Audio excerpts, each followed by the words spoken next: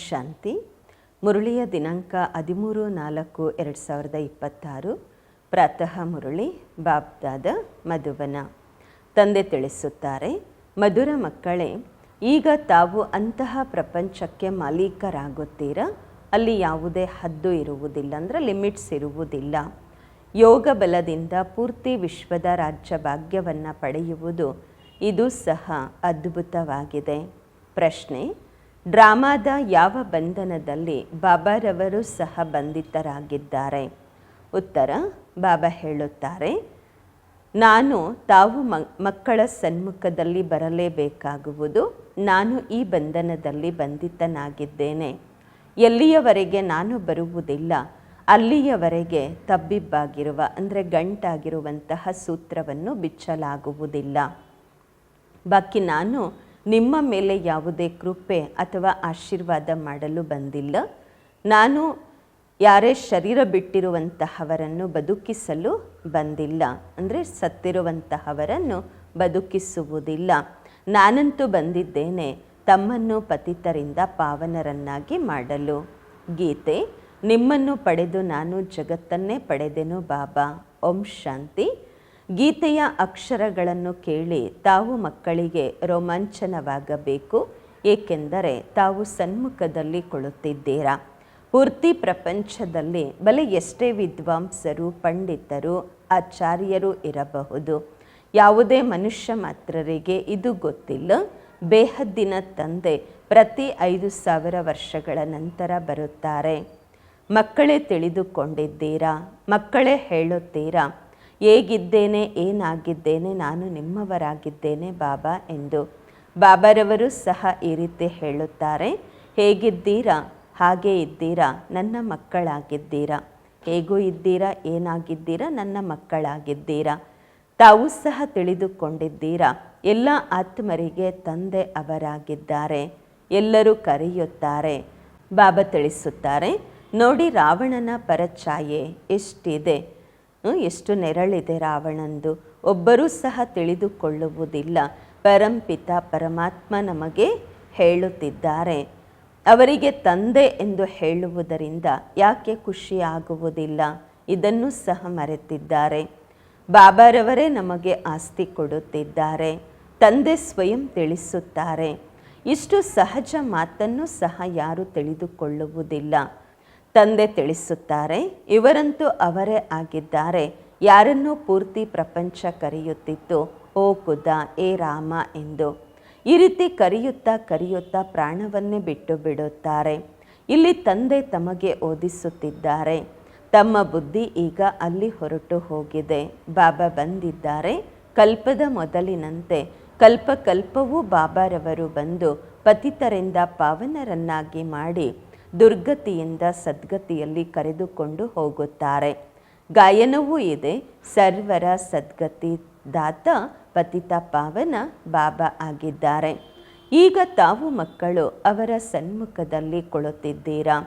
ತಾವು ಪ್ರಿಯಾತಿ ಪ್ರಿಯವಾಗಿರುವ ಅತಿ ಮಧುರವಾಗಿರುವ ಮಕ್ಕಳಾಗಿದ್ದೀರಾ. ಭಾರತವಾಸಿಗಳದ್ದೇ ಮಾತಾಗಿದೆ. ಬಾಬಾರವರು ಭಾರತದಲ್ಲಿಯೇ ಬರುತ್ತಾರೆ, ಜನ್ಮ ಪಡೆದುಕೊಳ್ಳುತ್ತಾರೆ, ದಿವ್ಯ ಅವತಾರವಾಗುವುದು. ಬಾಬಾ ಹೇಳುತ್ತಾರೆ, ನಾನು ಭಾರತದಲ್ಲಿಯೇ ಜನ್ಮ ಪಡೆದುಕೊಂಡಿದ್ದೇನೆ ಅಂದಾಗ ಅವಶ್ಯವಾಗಿ ಅವರೇ ಪ್ರಿಯರಾಗ್ತಾರೆ ಅಲ್ವ. ಬಾಬರವರೇ ಇಷ್ಟ ಆಗ್ತಾರಲ್ವ ಎಲ್ಲರಿಗೂ. ನೆನಪು ಸಹ ಎಲ್ಲರೂ ಆ ತಂದೆಯನ್ನೇ ಮಾಡುತ್ತಾರೆ. ಯಾರು ಯಾವ ಧರ್ಮದವರಾಗಿರುತ್ತಾರೆ ಅವರು ತಮ್ಮ ಧರ್ಮ ಸ್ಥಾಪಕನನ್ನು ನೆನಪು ಮಾಡುತ್ತಾರೆ. ಭಾರತವಾಸಿಗಳು ತಿಳಿದುಕೊಂಡಿಲ್ಲ, ನಾವು ಆದಿ ಸನಾತನ ದೇವಿ ದೇವತಾ ಧರ್ಮದವರಾಗಿದ್ದೇವೆಂದು. ಭಾರತವೇ ಪ್ರಾಚೀನ ದೇಶವಾಗಿದೆ ಅಂದಾಗ ಹೇಳುತ್ತಾರೆ, ಯಾರು ಹೇಳ್ತಾರೆ ಭಾರತ ಕೇವಲ ಇತ್ತು ಎಂದು? ಅನೇಕ ಮಾತುಗಳನ್ನು ಕೇಳುತ್ತಾರೆ.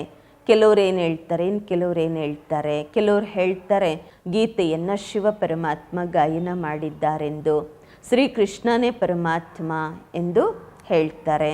ಇನ್ನು ಕೆಲವರು ಹೇಳ್ತಾರೆ ಪರಮಾತ್ಮ ಸರ್ವವ್ಯಾಪಿ ಎಂದು. ಇನ್ನು ಕೆಲವರು ಹೇಳ್ತಾರೆ ಭಗವಂತ ನಾಮರೂಪದಿಂದ ಭಿನ್ನವಾಗಿದ್ದಾರೆ ಎಂದು. ಇನ್ನು ಕೆಲವರು ಹೇಳ್ತಾರೆ ಪೂರ್ತಿ ಆಟ ಶಿವತಂದೆಯೇ ಭಗವಂತನೇ ತಯಾರು ಮಾಡಿದ್ದಾರೆ ಎಂದು. ಭಗವಂತನೇ ಎಲ್ಲ ರೂಪ ಎಂದು, ಭಗವಂತನೇ ಅನೇಕ ರೂಪಗಳನ್ನು ಧರಿಸಿ ಲೀಲೆ ಮಾಡುತ್ತಿದ್ದಾರೆ ಎಂದು, ಭಗವಂತ ಏನು ಬಯಸ್ತಾರೆ ಅದನ್ನು ಮಾಡಬಹುದು. ಈ ರೀತಿ ಎಲ್ಲ ಅನೇಕರು ಅನೇಕ ಮಾತುಗಳನ್ನು ಹೇಳುತ್ತಾರೆ. ಈಗ ತಾವು ಮಕ್ಕಳು ತಿಳಿದುಕೊಂಡಿದ್ದೀರಾ, ಮಾಯೆಯೂ ಸಹ ಎಷ್ಟು ಪ್ರಬಲವಾಗಿದೆ. ಇಂದು ಹೇಳುತ್ತಾರೆ ಬಾಬಾ, ನಾವು ಅವಶ್ಯವಾಗಿ ಆಸ್ತಿಯನ್ನು ಪಡೆಯುತ್ತೇವೆ, ನರನಿಂದ ನಾರಾಯಣ ಆಗುತ್ತೇವೆ ಎಂದು. ನಾಳೆ ಅವರು ಇರುವುದೇ ಇಲ್ಲ. ತಾವು ತಿಳಿದುಕೊಂಡಿದ್ದೀರಾ, ಎಷ್ಟು ಜನ ಹೊರಟು ಹೋದರು. ಬಾಬಾರವರಿಗೆ ಡೈವರ್ಸ್ ಕೊಟ್ಟರು, ವಿಚ್ಛೇದನ ಕೊಟ್ಟು ಬಿಟ್ಟರು. ಮಮ್ಮರವರನ್ನು ಮೋಟರ್ನಲ್ಲಿ ತಿರುಗಿಸ್ತಾ ಇದ್ರು, ಅಂದರೆ ಗಾಡಿಯಲ್ಲಿ ಓಡಾಡಿಸ್ತಾ ಇದ್ರು. ಅಂತಹವರೇ ಇವತ್ತು ಇಲ್ಲ. ಈ ರೀತಿ ಒಳ್ಳೊಳ್ಳೆಯವರನ್ನು ಸಹ ಮಾಯೆ ಬೀಳಿಸುತ್ತದೆ. ಒಳ್ಳೊಳ್ಳೆ ಮಕ್ಕಳು ಸಹ ಮಾಯೆಯ ಸಂಘದಲ್ಲಿ ಬಂದು ಆ ರೀತಿ ಬೀಳುತ್ತಾರೆ, ಏಕದಮ್ ಕೆಳಗೆ ಬಿದ್ದು ಬಿಡುತ್ತಾರೆ. ಯಾರು ಕಲ್ಪದ ಮೊದಲು ತಿಳಿದುಕೊಂಡಿದ್ದರೋ ಅವರೇ ತಿಳಿದುಕೊಳ್ಳುತ್ತಾರೆ. ಈ ಕಾಲದ ಪ್ರಪಂಚದಲ್ಲಿ ಏನೆಲ್ಲ ಆಗಿದೆ ನೋಡಿ. ತಾವು ಮಕ್ಕಳು ತಮ್ಮನ್ನು ತಾವು ನೋಡಿಕೊಳ್ಳಿ, ತಾವು ಏನಾಗುತ್ತಿದ್ದೀರಾ. ಗೀತೆ ಕೇಳಿದ್ದೀರಾ ಅಲ್ವಾ? ಹೇಳ್ತೀರಾ, ನಾವು ಆ ರೀತಿ ಆಸ್ತಿಯನ್ನು ಬಾಬಾರವರಿಂದ ಪಡೆದುಕೊಳ್ಳುತ್ತೇವೆ, ಪೂರ್ತಿ ವಿಶ್ವಕ್ಕೆ ಮಾಲೀಕರಾಗುತ್ತೇವೆ. ಅಲ್ಲಿ ಯಾವುದೇ ಹದ್ದಿನ ಮಾತು ಇರುವುದಿಲ್ಲ. ಇಲ್ಲಂತೂ ಹದ್ದಿನ ಮಾತುಗಳು, ಎಲ್ಲ ಲಿಮಿಟ್ಸ್ ಇದೆ.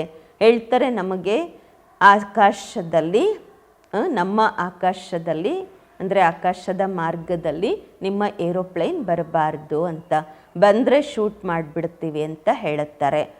ಅಲ್ಲಿ ಸತ್ಯಯುಗದಲ್ಲಂತೂ ಈ ರೀತಿ ಯಾವ ಮಾತುಗಳು, ಹದ್ದಿನ ಮಾತುಗಳು ಇರುವುದಿಲ್ಲ. ಈ ಗೀತೆಯನ್ನು ಗಾಯನ ಮಾಡುತ್ತಾರೆ, ಆದರೆ ಅರ್ಥವನ್ನು ತಿಳಿದುಕೊಂಡಿಲ್ಲ. ತಾವಂತೂ ತಿಳಿದುಕೊಂಡಿದ್ದೀರಾ, ನಾವು ಬಾಬಾರವರಿಂದ ಪುನಃ ವಿಶ್ವಕ್ಕೆ ಮಾಲೀಕರಾಗುತ್ತಿದ್ದೇವೆ. ಅನೇಕ ಬಾರಿ ಈ 84 ಜನ್ಮಗಳನ್ನು ಪಡೆದುಕೊಂಡಿದ್ದೇವೆ. ಸ್ವಲ್ಪ ಸಮಯ ದುಃಖ ಪಡೆಯುತ್ತೇವೆ, ಸುಖವಂತೂ ಬಹಳ ಇರುವುದು. ಆದ್ದರಿಂದ ಬಾಬಾ ಹೇಳುತ್ತಾರೆ, ತಾವು ಮಕ್ಕಳಿಗೆ ಅಪಾರವಾದ ಸುಖ ಕೊಡುತ್ತೇನೆ. ಈಗ ಮಾಯೆಗೆ ಹೆದರಬೇಡಿ, ಸೋಲಬೇಡಿ. ಬಾಬಾರವರ ಮಕ್ಕಳು ಬಹಳಷ್ಟು ಜನ ಇದ್ದೀರಾ. ಎಲ್ಲರೂ ಒಂದೇ ಸಮಾನ ಸುಪುತ್ರರಿರಲು ಸಾಧ್ಯವಿಲ್ಲ. ಕೆಲವರಿಗೆ 5 ಜನ 7 ಜನ ಮಕ್ಕಳಿರುತ್ತಾರೆ. ಅವರಲ್ಲಿ ಒಬ್ಬರು ಇಬ್ಬರು ಕುಪುತ್ರರು ಇದ್ದೇ ಇರುತ್ತಾರೆ. ತಲೆಯನ್ನೇ ಕೆಡಿಸಿಬಿಡುತ್ತಾರೆ. ಲಕ್ಷಾಂತರ ಕೋಟ್ಯಾಂತರ ರೂಪಾಯಿಯನ್ನೇ ಹಾಳು ಮಾಡುತ್ತಾರೆ. ತಂದೆ ನೋಡಿದ್ರೆ ಒಳ್ಳೆ ಧರ್ಮಾತ್ಮ ಇರ್ತಾರೆ, ಆದರೆ ಮಕ್ಕಳು ಎಲ್ಲ ನಷ್ಟ ಮಾಡುವವರು ಇರ್ತಾರೆ. ಬಾಬರವರು ಸಹ ಇಂತಹ ಬಹಳ ಉದಾಹರಣೆಗಳನ್ನು ನೋಡಿದ್ದಾರೆ. ತಾವು ಮಕ್ಕಳು ತಿಳಿದುಕೊಂಡಿದ್ದೀರಾ, ಪೂರ್ತಿ ಪ್ರಪಂಚ ಈ ಬೇಹದ್ದಿನ ತಂದೆಗೆ ಮಕ್ಕಳಾಗಿದ್ದೇವೆ. ತಂದೆ ಹೇಳುತ್ತಾರೆ, ನನ್ನ ಜನ್ಮಭೂಮಿ ಈ ಭಾರತವಾಗಿದೆ. ಪ್ರತಿಯೊಬ್ಬರೂ ತಮ್ಮ ಭೂಮಿಯ ಬಗ್ಗೆ ಗಮನ ಕೊಡುತ್ತಾರೆ, ಗೌರವ ಇರುತ್ತೆ ಅಲ್ವಾ. ಬೇರೆ ಯಾವುದೇ ಸ್ಥಾನದಲ್ಲಿ ಶರೀರ ಬಿಟ್ಟರೂ ಸಹ ಅವರನ್ನು ತಮ್ಮ ಹಳ್ಳಿಯಲ್ಲಿ ಅಥವಾ ತಮ್ಮ ಕ್ಷೇತ್ರದಲ್ಲಿ ತೆಗೆದುಕೊಂಡು ಬರುತ್ತಾರೆ. ಬಾಬಾರವರು ಸಹ ಭಾರತದಲ್ಲಿಯೇ ಬರುತ್ತಾರೆ. ತಾವು ಭಾರತವಾಸಿಗಳಿಗೆ ಪುನಃ ಬೇಹದ್ದಿನ ಆಸ್ತಿಯನ್ನು ಕೊಡುತ್ತಾರೆ. ತಾವು ಮಕ್ಕಳು ಹೇಳುತ್ತೀರಾ, ನಾವು ಪುನಃ ದೇವತೆಗಳು ವಿಶ್ವಕ್ಕೆ ಮಾಲೀಕರಾಗುತ್ತಿದ್ದೇವೆ. ನಾವೇ ಮಾಲೀಕರಾಗಿದ್ದೆವು, ಈಗ ಏನು ಗತಿ ಆಗಿದೆ ನಮ್ಮದು, ಎಲ್ಲಿಂದ ಎಲ್ಲಿ ಬಂದು ಬಿದ್ದಿದ್ದೇವೆ. 84 ಜನ್ಮಗಳನ್ನು ಭೋಗಿಸುತ್ತಾ ಈ ಸ್ಥಿತಿ ಆಗಿದೆ. ಡ್ರಾಮವನ್ನು ಸಹ ತಿಳಿದುಕೊಳ್ಳಬೇಕು ಅಲ್ವಾ. ಇದಕ್ಕೆ ಹೇಳಲಾಗುವುದು ಸೋಲು ಗೆಲುವಿನ ಆಟ ಎಂದು. ಭಾರತದ್ದೇ ಈ ಆಟವಾಗಿದೆ. ಇದರಲ್ಲಿ ನಿಮ್ಮ ಪಾತ್ರವಿದೆ. ತಾವು ಬ್ರಾಹ್ಮಣರು ಎಲ್ಲರಿಗಿಂತ ಶ್ರೇಷ್ಠಾತಿ ಶ್ರೇಷ್ಠ ಪಾತ್ರವನ್ನು ಅಭಿನಯಿಸುತ್ತೀರಾ ಈ ಡ್ರಾಮಾದಲ್ಲಿ. ತಾವು ಪೂರ್ತಿ ವಿಶ್ವಕ್ಕೆ ಮಾಲೀಕರಾಗುತ್ತೀರಾ. ಬಹಳ ಸುಖವನ್ನು ಭೋಗಿಸುತ್ತೀರಾ. ನಿಮ್ಮಷ್ಟು ಸುಖ ಮತ್ತಾರಿಗೂ ಇರುವುದಿಲ್ಲ, ಮತ್ತಾರು ಇಷ್ಟು ಸುಖ ಭೋಗಿಸುವುದಿಲ್ಲ. ಹೆಸರೇ ಆಗಿದೆ ಸ್ವರ್ಗ, ಇದಾಗಿದೆ ನರಕ. ಇಲ್ಲಿನ ಸುಖ ಕಾಗವಿಷ್ಟ ಸಮಾನವಾಗಿದೆ. ಇಂದು ಲಕ್ಷಾಧೀಶ ಕೋಟ್ಯಾಧೀಶ ಆಗಿರುತ್ತಾರೆ. ಮತ್ತೆ ಜನ್ಮ ಪಡೆದರು ಇಲ್ಲಿ ಶರೀರ ಬಿಟ್ಟು ಮುಂದಿನ ಜನ್ಮ ಪಡ್ಕೊಂಡ್ರೆ ಏನಾಗ್ತಾರೆ ಏನೂ ಗೊತ್ತಾಗುವುದಿಲ್ಲ. ಇದಿರುವುದೇ ಪಾಪಾತ್ಮಗಳ ಪ್ರಪಂಚವಾಗಿದೆ. ಸತ್ಯಯುಗ ಆಗಿದೆ ಪುಣ್ಯಾತ್ಮಗಳ ಪ್ರಪಂಚ. ತಾವು ಪುಣ್ಯ ಆತ್ಮ ಆಗುತ್ತಿದ್ದೀರಾ ಅಂದಾಗ ಎಂದಿಗೂ ಸಹ ಯಾವುದೇ ಪಾಪವನ್ನು ಮಾಡಬಾರದು. ಸದಾ ಬಾಬಾರವರ ಜೊತೆ ಸೀದಾ ನಡೆಯಬೇಕು, ಬಾಬಾರವರ ಜೊತೆ ಸತ್ಯವಾಗಿರಬೇಕು. ಏನೂ ಇರುತ್ತೆ, ಓಪನ್ ಆಗಿ ನೇರವಾಗಿ ಇರಬೇಕು. ಬಾಬಾ ಹೇಳುತ್ತಾರೆ, ನನ್ನ ಜೊತೆ ಧರ್ಮರಾಜ ಸದಾ ಇದ್ದೇ ಇದ್ದಾರೆ, ದ್ವಾಪರ ಯುಗದಿಂದ ಹಿಡಿದು. ಸತ್ಯಯುಗ ತ್ರೇತಾಯುಗದಲ್ಲಿ ನನ್ನ ಜೊತೆ ಧರ್ಮರಾಜ ಇರುವುದಿಲ್ಲ. ದ್ವಾಪರದಿಂದ ತಾವು ನನ್ನ ಅರ್ಥವಾಗಿ ನನ್ನ ಹೆಸರಿನಲ್ಲಿ ದಾನ ಪುಣ್ಯ ಮಾಡುತ್ತಾ ಬಂದಿದ್ದೀರಾ. ಈಶ್ವರ ಅರ್ಪಣ ಅಂತ ಹೇಳುತ್ತಾ ಬಂದಿದ್ದೀರಾ. ಗೀತೆಯಲ್ಲಿ ಕೃಷ್ಣನ ಹೆಸರನ್ನು ಹಾಕಿರುವುದರಿಂದ ಬರೆಯಲಾಗಿದೆ ಶ್ರೀಕೃಷ್ಣ ಅರ್ಪಣಂ ಎಂದು. ರಿಟರ್ನ್ ಕೊಡುವಂತಹವರು ಒಬ್ಬ ಶಿವ ತಂದೆಯಾಗಿದ್ದಾರೆ. ಆದ್ದರಿಂದ ಶ್ರೀಕೃಷ್ಣ ಅರ್ಪಣಂ ಎಂದು ಹೇಳುವುದು ತಪ್ಪಾಗಿದೆ. ಈಶ್ವರ ಅರ್ಪಣ ಎಂದು ಹೇಳುವುದು ಸರಿಯಾಗಿದೆ. ಶ್ರೀ ಗಣೇಶ ಅರ್ಪಣ ಎಂದು ಹೇಳುವುದರಿಂದ ಏನೂ ಸಿಗುವುದಿಲ್ಲ. ಮತ್ತೆಯೂ ಸಹ ಭಾವನೆಗಾಗಿ ಒಂದು ಸ್ವಲ್ಪ ಏನಾದರೂ ಕೊಡಲಿಕ್ಕೋಸ್ಕರ ಬಂದಿದ್ದೀನಿ ಎಲ್ಲರಿಗೂ ಅಂತಾರೆ ಬಾಬರವರು. ಅಲ್ಲ, ಕೊಡ್ತಾ ಬಂದಿದ್ದೀನಿ. ಶ್ರೀ ಗಣೇಶ ಅರ್ಪಣ ಅಂತ ಹೇಳುವುದರಿಂದ ಏನೂ ಸಿಗುವುದಿಲ್ಲ. ಮತ್ತೆಯೂ ಸಹ ಭಾವನೆಯ ಫಲವನ್ನು ಸ್ವಲ್ಪ ಸ್ವಲ್ಪ ಆದರೂ ಕೊಡ್ತಾ ಬಂದಿದ್ದೀನಿ ಎಲ್ಲರಿಗೂ ದ್ವಾಪರ ಯುಗದಿಂದ. ನನ್ನನ್ನು ಅಂತೂ ಯಾರೂ ತಿಳಿದುಕೊಂಡಿಲ್ಲ. ಈಗ ತಾವು ಮಕ್ಕಳು ತಿಳಿದುಕೊಂಡಿದ್ದೀರಾ. ನಾವು ಎಲ್ಲವನ್ನು ಶಿವ ತಂದೆಗೆ ಅರ್ಪಣೆ ಮಾಡುತ್ತಿದ್ದೇವೆ. ಬಾಬರವರು ಹೇಳ್ತಾರೆ, ನಾನು ಬಂದಿದ್ದೇನೆ ನಿಮಗೆ 21 ಜನ್ಮಗಳಿಗಾಗಿ ಆಸ್ತಿ ಕೊಡಲು. ಈಗಲೇ ಇಳಿಯುವ ಕಲೆ ಆಗುವುದು. ರಾವಣ ರಾಜ್ಯದಲ್ಲಿ ಏನೆಲ್ಲ ದಾನ ಪುಣ್ಯ ಮಾಡುತ್ತಾ ಬಂದಿದ್ದೀರಾ, ಪಾಪಾತ್ಮರಿಗೆ ಕೊಡುತ್ತಾ ಬಂದಿದ್ದೀರಾ. ಕಲೆ ಇಳಿಯುತ್ತಲೇ ಬಂದಿದೆ, ಅಂದರೆ ಇಳಿಯುವ ಕಲೆಯಲ್ಲೇ ಬಂದಿದ್ದೀರಾ. ಕಲೆಗಳು ಕಡಿಮೆ ಆಗುತ್ತಾ ಬಂದಿದೆ. ಸ್ವಲ್ಪ ಏನಾದರೂ ಸಿಕ್ಕಿರ್ಬೋದು, ಆದರೂ ಸಹ ಅಲ್ಪ ಕಾಲಕ್ಕೋಸ್ಕರ. ಈಗಂತೂ ತಮಗೆ 21 ಜನ್ಮಗಳಿಗಾಗಿ ಸಿಗುವುದು. ಅದಕ್ಕೆ ಹೇಳಲಾಗುವುದು ರಾಮರಾಜ್ಯ ಎಂದು. ಈ ರೀತಿ ಹೇಳುವುದಿಲ್ಲ ಅಲ್ಲಿ ಈಶ್ವರನ ರಾಜ್ಯ ಇರುವುದು ಎಂದು. ರಾಜ್ಯವಂತೂ ದೇವಿ ದೇವತೆಗಳದಿರುತ್ತದೆ. ತಂದೆ ಹೇಳುತ್ತಾರೆ, ಮಕ್ಕಳೇ, ನಾನು ರಾಜ್ಯ ಮಾಡುವುದಿಲ್ಲ.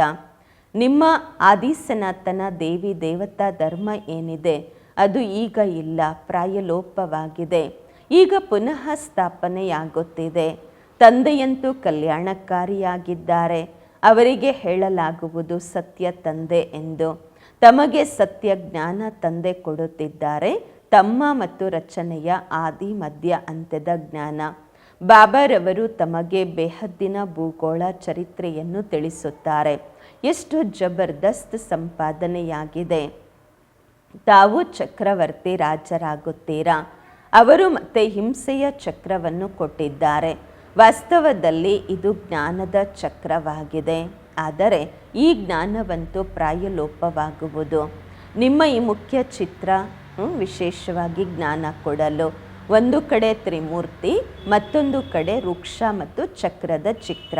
ಬಾಬಾ ತಿಳಿಸುತ್ತಾರೆ, ಶಾಸ್ತ್ರಗಳಲ್ಲಂತೂ ಕಲ್ಪದ ಆಯುಷ್ಯನ್ನು ಲಕ್ಷಾಂತರ ವರ್ಷಗಳು ಬರೆದಿದ್ದಾರೆ.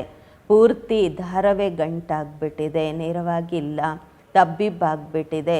ಬಾಬಾರವರ ವಿನಃ ಬೇರೆ ಯಾರೂ ಸಹ ಈ ಗಂಟನ್ನು ಮುದುಡಿಕೊಂಡಿರುವ ಅಥವಾ ಗಂಟಾಗಿರುವಂತಹ ಸೂತ್ರವನ್ನು ಬಿಚ್ಚಲು ಸಾಧ್ಯವಿಲ್ಲ. ಪೂರ್ತಿ ಸೂತ್ರವೇ ಗಂಟಾಗಿದೆ. ಬಾಬಾ ಸನ್ಮುಖದಲ್ಲಿ ಬಂದಿದ್ದಾರೆ. ತಂದೆ ಹೇಳುತ್ತಾರೆ, ಡ್ರಾಮಾನುಸಾರವಾಗಿ ನಾನು ಬರಲೇಬೇಕಾಗುವುದು. ನಾನು ಈ ಡ್ರಾಮಾದಲ್ಲಿ ಬಂಧಿತನಾಗಿದ್ದೇನೆ.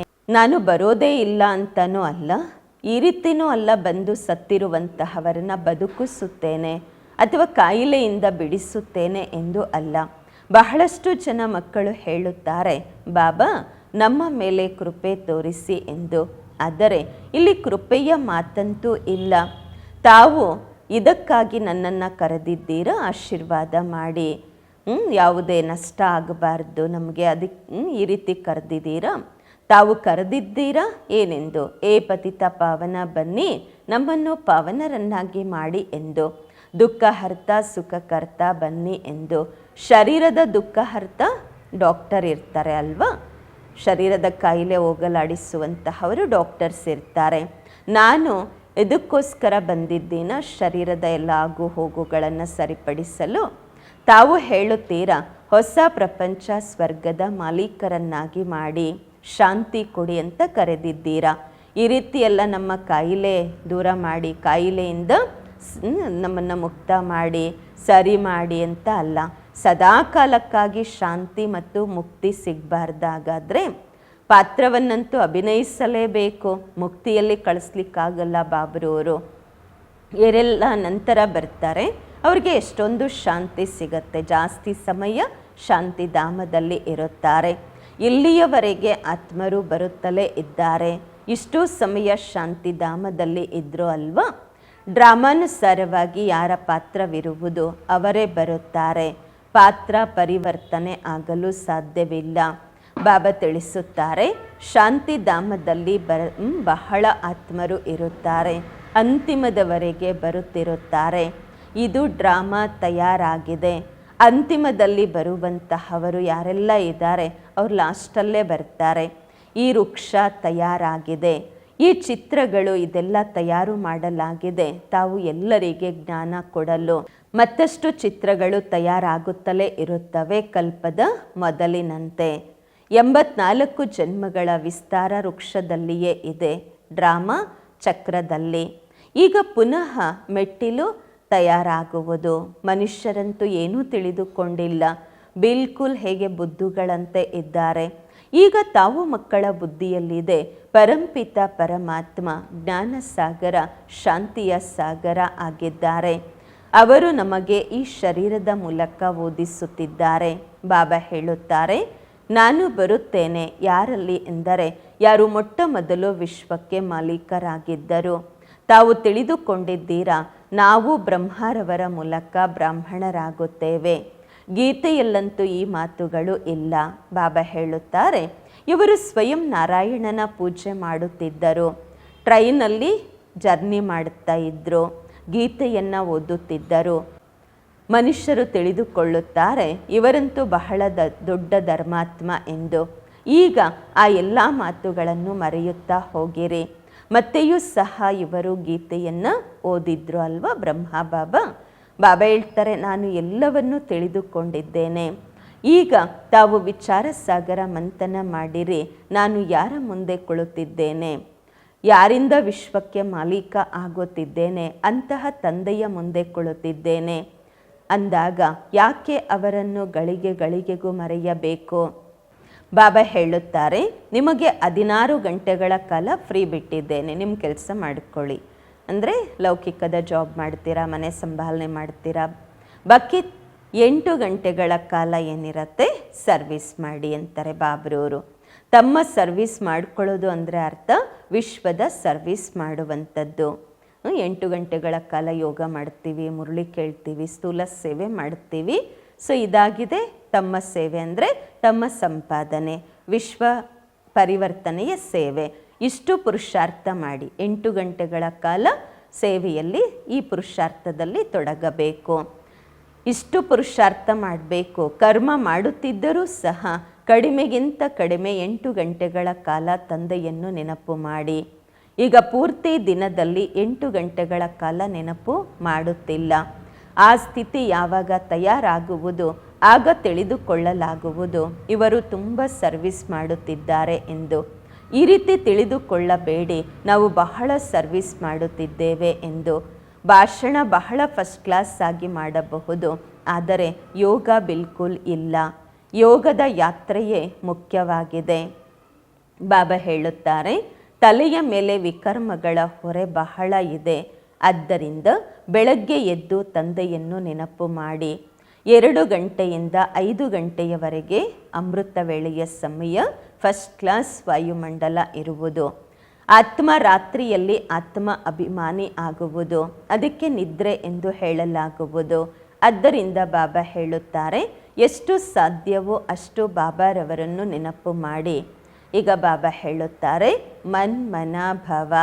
ಇದಾಗಿದೆ ಹತ್ತುವ ಕಲೆಯ ಮಂತ್ರ. ಒಳ್ಳೆಯದು. ಮಧುರಾತಿ ಮಧುರ ಅಗಲಿ ಹೋಗಿ ಮರಳಿ ಸಿಕ್ಕಿರುವ ಮಕ್ಕಳ ಪ್ರತಿಯಾಗಿ ಮಾತ್ಪಿತಾ ಬಾಬ್ ದಾದಾರವರ ನೆನಪು, ಪ್ರೀತಿ, ಬೆಳಗಿನ ವಂದನೆಗಳು.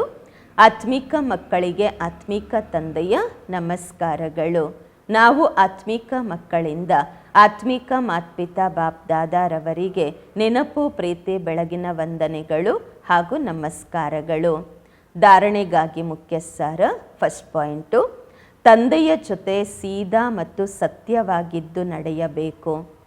ಏನು ಮುಚ್ಚಿಟ್ಕೋಬಾರ್ದು ಮತ್ತು ಸತ್ಯವಾಗಿ ಇರಬೇಕು, ನೇರವಾಗಿರಬೇಕು ಮತ್ತು ಸತ್ಯವಾಗಿದ್ದು ಬಾಬನ ಜೊತೆ ನಡಿಬೇಕು. ಕಲ್ಯಾಣಕಾರಿ ಬಾಬಾರವರಿಗೆ ಮಕ್ಕಳಾಗಿದ್ದೇವೆ, ಆದ್ದರಿಂದ ಸರ್ವರ ಕಲ್ಯಾಣ ಮಾಡಬೇಕು, ಸುಪುತ್ರರಾಗಬೇಕು. ಎರಡನೇ ಪಾಯಿಂಟು, ಕರ್ಮ ಮಾಡುತ್ತಿದ್ದರೂ ಕಡಿಮೆಗಿಂತ ಕಡಿಮೆ 8 ಗಂಟೆಗಳ ಕಾಲ ಬಾಬಾರವರ ನೆನಪಿನಲ್ಲಿ ಅವಶ್ಯವಾಗಿ ಇರಬೇಕು. ನೆನಪೇ ಮುಖ್ಯವಾಗಿದೆ. ಇದರಿಂದಲೇ ವಿಕರ್ಮಗಳ ಹೊರೆಯನ್ನು ಇಳಿಸಿಕೊಳ್ಳಬೇಕು. ನೆನಪಿನಿಂದಲೇ ವಿಕರ್ಮಗಳ ಹೊರೆಯನ್ನು ಇಳಿಸಿಕೊಳ್ಳಬೇಕು. ವರದಾನ: ದಾತ ಆಗಿ ಪ್ರತಿ ಸೆಕೆಂಡು, ಪ್ರತಿ ಸಂಕಲ್ಪದಲ್ಲಿ ದಾನ ಕೊಡುವಂತಹ ಉದಾರ ಚಿತ್ತ ಮಹಾದಾನಿ ಆಗಿರಿ. ದಾತರಾಗಿ ಪ್ರತಿ ಸೆಕೆಂಡು, ಪ್ರತಿ ಸಂಕಲ್ಪದಲ್ಲಿ ದಾನ ಕೊಡುವಂತಹ ಉದಾರ ಚಿತ್ತ ಮಹಾದಾನಿ ಆಗಿರಿ. ವರದಾನದ ವಿಶ್ಲೇಷಣೆ: ತಾವು ದಾತನ ಮಕ್ಕಳು ತೆಗೆದುಕೊಳ್ಳುವವರಲ್ಲ, ಆದರೆ ಕೊಡುವವರಾಗಿದ್ದೀರಾ. ಪ್ರತಿ ಸೆಕೆಂಡು, ಪ್ರತಿ ಸಂಕಲ್ಪದಲ್ಲಿ ಕೊಡಬೇಕು. ಯಾವಾಗ ಈ ರೀತಿ ದಾತರಾಗುತ್ತೀರಾ, ಆಗ ಹೇಳಲಾಗುವುದು ಉದಾರ ಚಿತ್ತ ಮಹಾದಾನಿ ಎಂದು. ಈ ರೀತಿ ಮಹಾದಾನಿ ಆಗುವುದರಿಂದ ಮಹಾನ್ ಶಕ್ತಿಯ ಪ್ರಾಪ್ತಿ ಸ್ವತಃವಾಗಿ ಆಗುವುದು. ಆದರೆ ಕೊಡಲು ಸ್ವಯಂನ ಭಂಡಾರ ಭರ್ಪೂರಾಗಿ ಇರಬೇಕು. ಏನೆಲ್ಲ ಪಡೆಯಬೇಕಿತ್ತು ಅದನ್ನು ಎಲ್ಲ ಪಡೆದು ಬಿಟ್ಟಿದ್ದೀರಾ. ಬಾಕಿ ಏನಿದೆ? ಕೊಡುವಂತಹದ್ದು. ಈಗ ಕೊಡಬೇಕು ಅಷ್ಟೇ. ಕೊಡುತ್ತಾ ಹೋಗಿ. ಕೊಡುವುದರಿಂದ ಮತ್ತಷ್ಟು ಭಂಡಾರ ತುಂಬುತ್ತಾ ಹೋಗುವುದು. ಸ್ಲೋಗನ್: ಪ್ರತಿ ಸಬ್ಜೆಕ್ಟಲ್ಲಿ ಪೂರ್ತಿ ಅಂಕಗಳನ್ನು ಜಮಾ ಮಾಡಿಕೊಳ್ಳಬೇಕಾದರೆ ಗಂಭೀರತೆಯ ಗುಣವನ್ನು ಧಾರಣೆ ಮಾಡಿಕೊಳ್ಳಿ. ಪ್ರತಿ ವಿಷಯದಲ್ಲಿ ಪೂರ್ಣ ಅಂಕಗಳನ್ನು ಜಮಾ ಮಾಡಿಕೊಳ್ಳಬೇಕಾದರೆ ಗಂಭೀರತೆಯ ಗುಣವನ್ನು ಧಾರಣೆ ಮಾಡಿಕೊಳ್ಳಿ. ಅವ್ಯಕ್ತ ಇಶಾರೆ: ಮಹಾನರಾಗಲು ಮಧುರತೆ ಮತ್ತು ನಮ್ರತೆಯ ಗುಣವನ್ನು ಧಾರಣೆ ಮಾಡಿಕೊಳ್ಳಿ. ನಮ್ರಚಿತ್ತ ಆತ್ಮ ಸಹಜವಾಗಿ ಸುಖದಾತ ಆಗಲು ಸಾಧ್ಯ, ಆದರೆ ಅಭಿಮಾನ ನಮ್ರಚಿತ್ತರಾಗಲು ಬಿಡುವುದಿಲ್ಲ. ನಮ್ರಚಿತ್ತರಾಗಲಿಲ್ಲವೆಂದರೆ ಸೇವೆಯಾಗಲು ಸಾಧ್ಯವಿಲ್ಲ. ಸೇವಾದಾರಿಗಳ ವಿಶೇಷತೆಯಾಗಿದೆ ಸದಾ ನಮ್ರಚಿತ್ತ, ಸ್ವಯಂಭಾಗಿರುತ್ತಾರೆ. ಆಗಲೇ ಬೇರೆಯವರನ್ನು ಸಹ ಭಾಗಿಸಿಕೊಳ್ಳುತ್ತಾರೆ. ಎಷ್ಟೆಷ್ಟು ನಮ್ರಚಿತ್ತರಾಗಿರುತ್ತಾರೆ ಅಷ್ಟು ನಿರ್ಮಾಣ ಮಾಡುತ್ತಾರೆ.